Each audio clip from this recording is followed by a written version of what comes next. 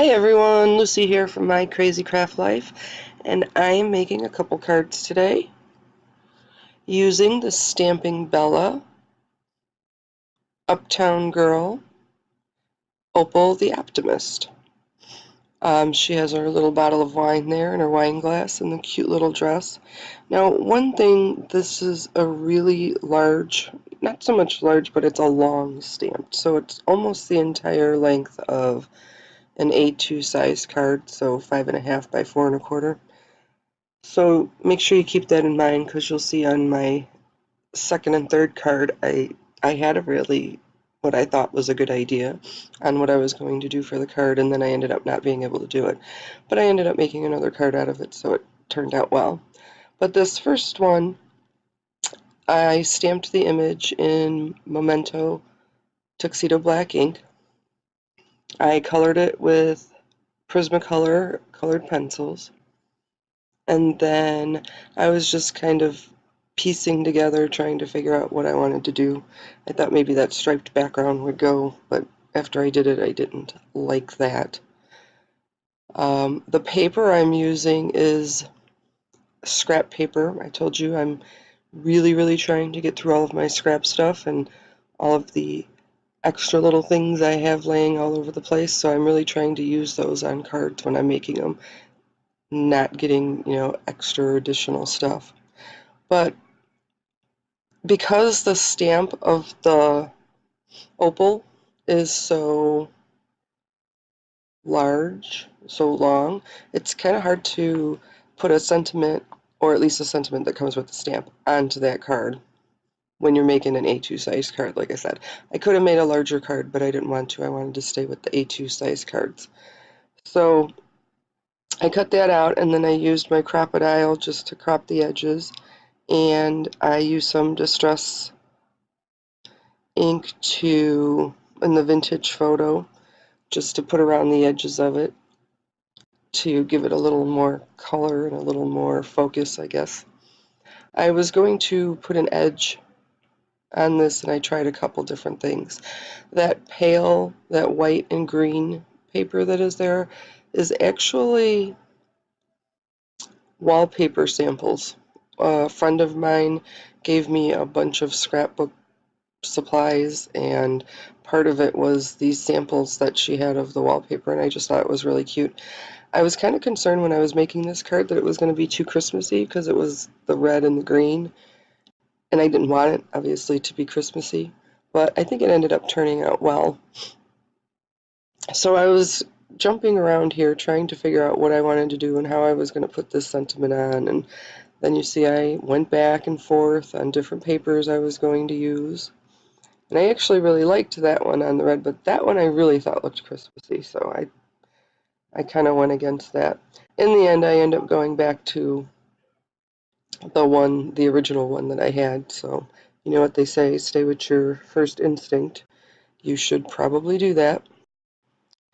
But anyway, I was going through lots of different ones and lots of different papers trying to figure out exactly what I wanted and how I wanted it to look and what I wanted to do with it. And like I said, I actually ended up going back to the original one, and I tried a lot of different types of pieces and different things with it. I cut out the sentiment a couple times with different dies, and then like this one wouldn't fit on the front of the card with the girl being as long and as wide as she is. I'll have to apologize to you now in case if you hear anything crazy going on in the background. My son is having a game night with his friends, and I am actually locked in my bedroom at the moment, so I could get this voiceover done for this blog post because I don't have anywhere else in the house that I can go. My daughter has her friends downstairs, my son has his friends upstairs, and I'm in my bedroom. So anyways, back to the card.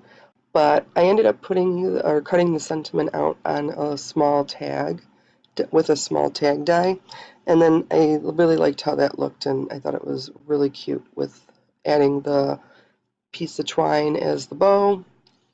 Like I said, I went back to my original with a dark green background, the pale white and green wallpaper samples, a red just kind of accent strip, and then the stamp of Opal that was colored in the Prismacolor or pencils, and then the tag with the sentiment on there.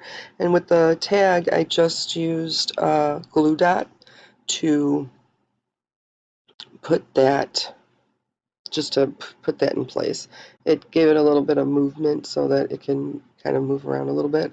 And then I used some glossy accents on the bottle and the glass and the wine itself.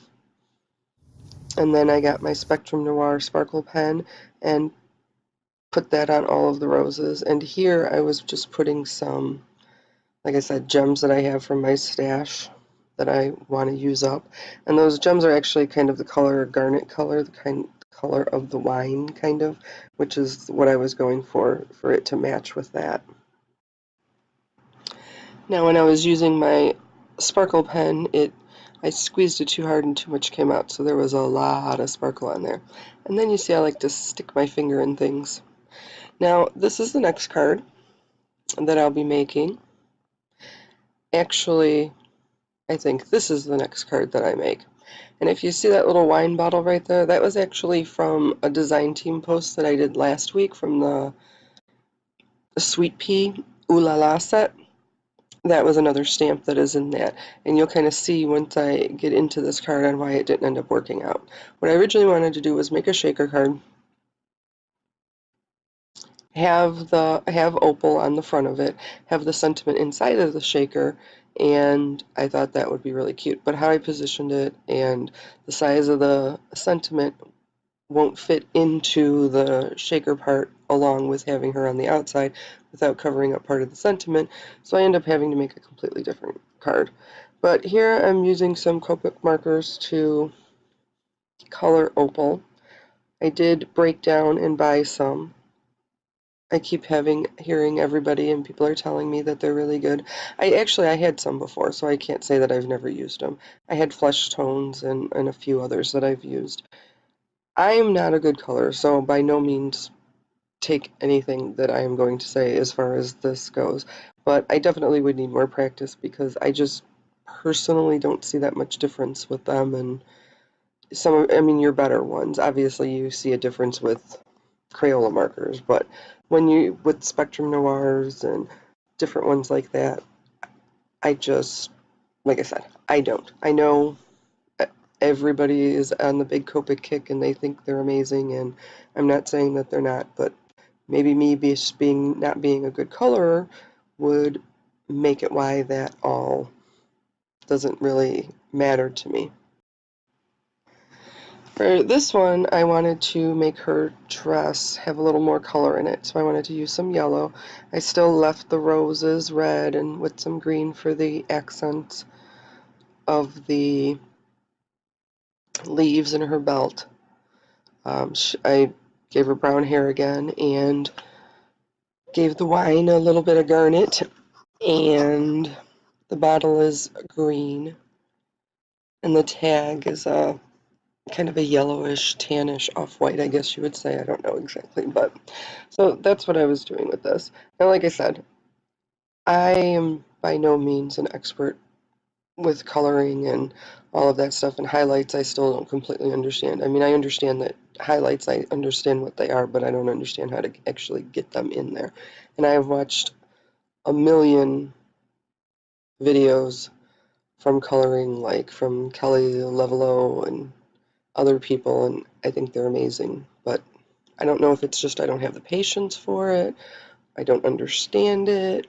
I'm sure there's just a lot of reasons why it doesn't really make sense to me. But like I said, so this one I was going to use a red card base or not a card base, but the panel, the front panel, and I cut it out with a scalloped stitched heart die. I have my acetate there I'm putting on. Because like I said, I wanted to make the shaker card. I just used some thin score tape to put that acetate on there. And then some foam tape to pop it up for the shaker portion. And I was trying to keep the sequins kind of centralized within the heart, so I stick some foam tape kind of on the sides of the heart. And I have that all set, and I'm going to stamp my sentiment in the center there. And I originally stamped it with some Champagne Dazzle Versamark ink, and I was going to heat emboss it with gold embossing powder.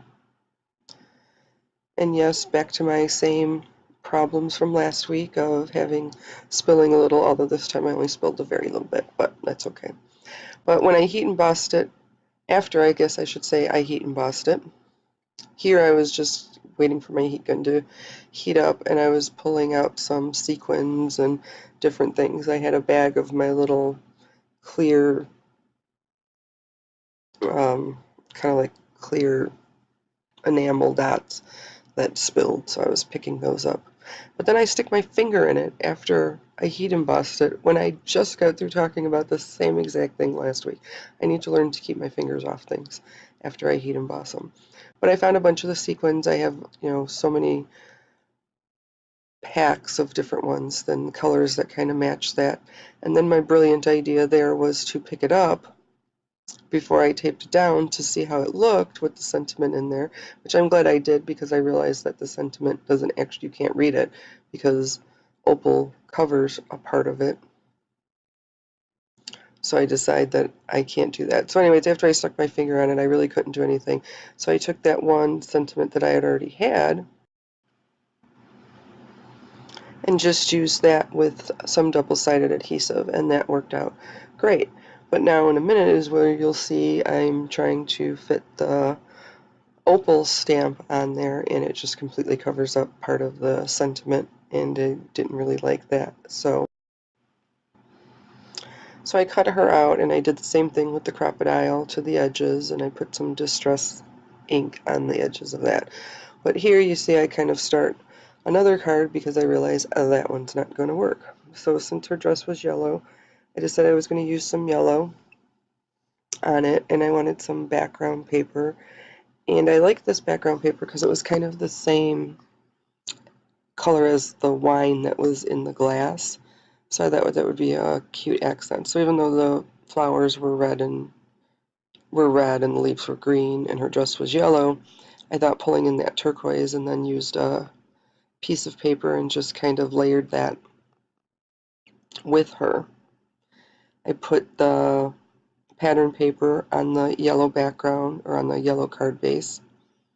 And here I was just kind of playing with different things. I thought that green might go because that was the color of the leaves in her dress and her belt, but I just really didn't like that one.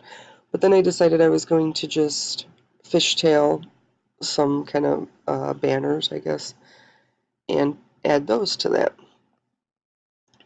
So I get the pattern paper adhered down to the card base. I get Opal adhered to the layering piece that's a turquoise that matches those circles that are in there, and there I was just deciding on how long I actually wanted each of the pieces for the fish-tailed banners. And then in a minute here it's going to flip over to making the other card, and I'm not really sure, but I lost some footage of the end of this card and the second card as well. But on here I decided to use foam squares on this panel with Opal on it, and I have no idea why, because I should have just used a roll of foam tape, but I don't know. I guess apparently I just wasn't thinking about it. But for this card, I just adhered the rest of it down.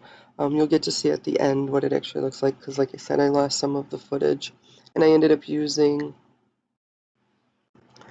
used some of those clear enamel dots on the bottom of this card as well as a flower. Now here's the SugarPea Ooh La La stamp set that I had used last week, and I'm just going to color in this bottle of wine to put on the first card that I started making with the shaker card.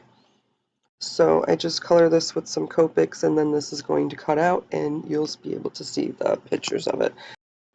So I want to thank everyone for joining me today, and don't forget to head over to Scrapping for Less to grab your stamp sets.